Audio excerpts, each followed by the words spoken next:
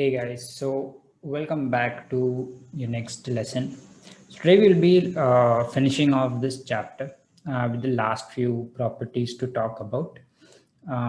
And post this, in the next day you're going to have your final assessment. So I'd suggest you to prepare once you've done with this. Just go through your chapter again before you take your quiz tomorrow.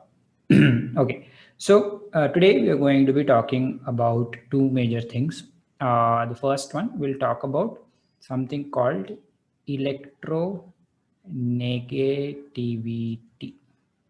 Okay, so one big long word. So what exactly is this electronegativity?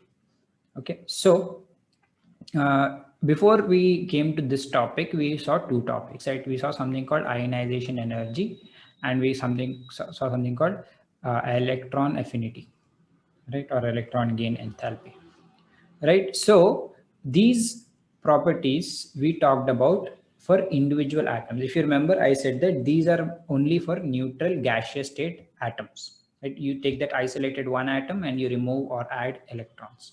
When you remove it, it's ionization, and when you add it, it's electron affinity, right? So when you have these separate values, at one point of time scientists felt the need ki I need to know what happens or what properties do they show when they combine with other atoms. Okay, so for example, let's take HCl. Okay, HCl, or let's take NaCl for example. Okay, that's a common thing for us, right? Sodium chloride. Now, sodium chloride bonds with each other, one sodium and one chloride, and they combine. Right? This combining happens because of some interaction happening between the electrons. Okay, so there will be like a give and take of electrons. That's something that you learn about a little bit more about. But essentially, what happens is sodium and chlorine, both of them have a sort of a exchange of electrons. What they are trying to find over here through electronegativity is this shared electron, or whatever electron they're exchanging, are closer to which atom? Are they closer to chlorine, or are they closer to sodium? Which one has this shared electron close to each other? Okay, so to find this out is where the electronegativity aspect came. Okay, electronegativity is nothing but the property of an atom to hold a shared electron close to itself. Okay.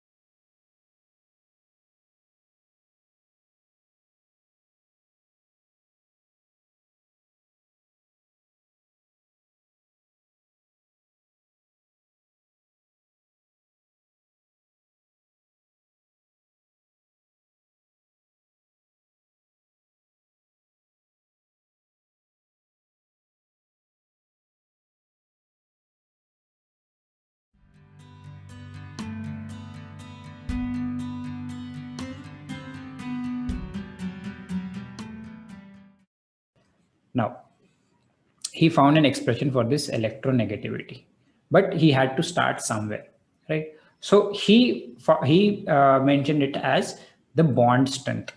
Okay, how strong the bond between those two atoms is based on that.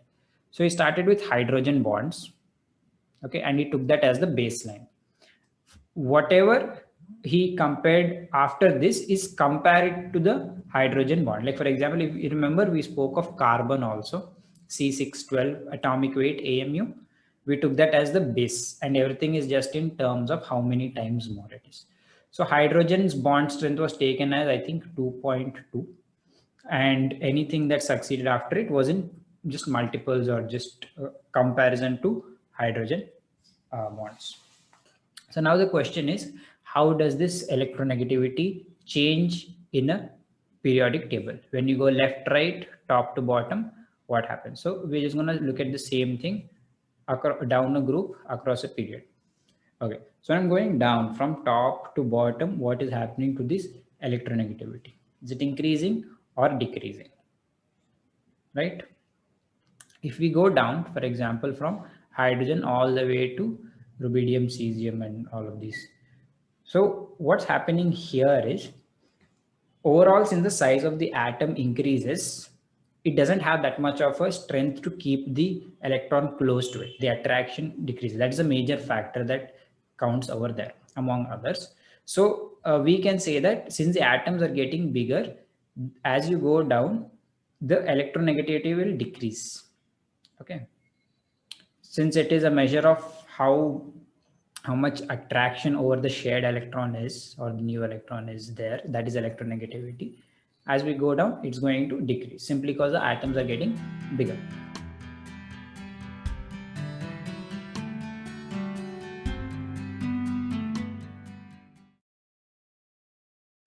The exact opposite we can say for periods, when you go from left to right. Okay, if you remember, the atomic size is reducing, it becomes smaller and smaller and smaller. So as I go from left to right, I can say that electronegativity will increase. Okay, so my right side of the table is more electronegative than the left side of the table.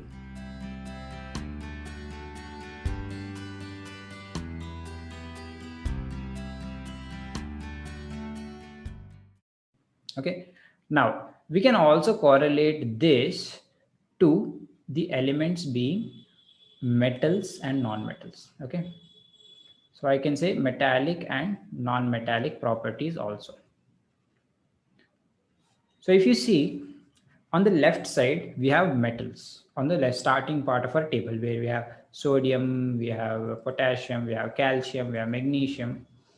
All of these actually produce positive ions, right? They make positive ions, which means for them it is more easy to give away electrons. They are not holding the electrons as strongly, right? But if you go to the right side of the table, you'll see that those are all taking electrons much easily, right? They get negative ions, chlorine and fluorine and bromine. I just write fluorine, chlorine, bromine, oxygen. All of these have negative ions.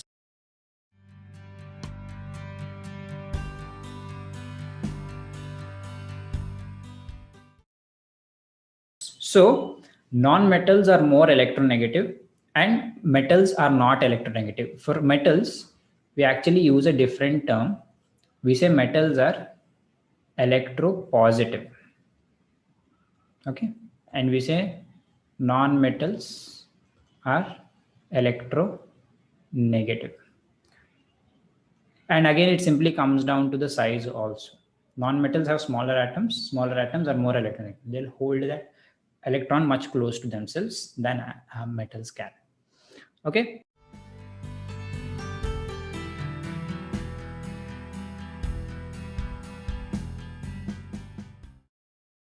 So how does this property vary? Since we know about the electronegativity, we can even talk about the metallic, non-metallic nature down a group and across a period. Okay.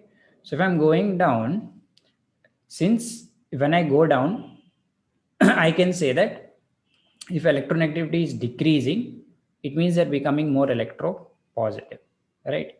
So I can say ki metallic nature increases when I go down a group. Okay, because when electronegativity decreasing, it means they're being more electropositive. They're kind of polar opposites. Okay, So if metallic nature is increasing, I can say non-metallic nature decreases, right?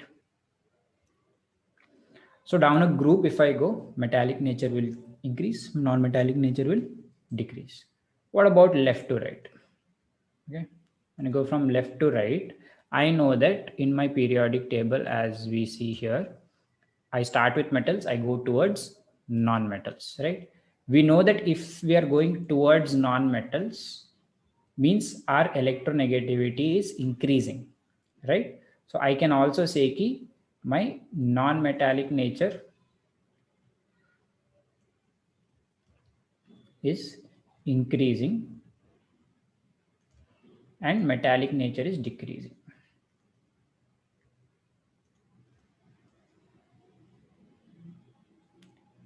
Okay.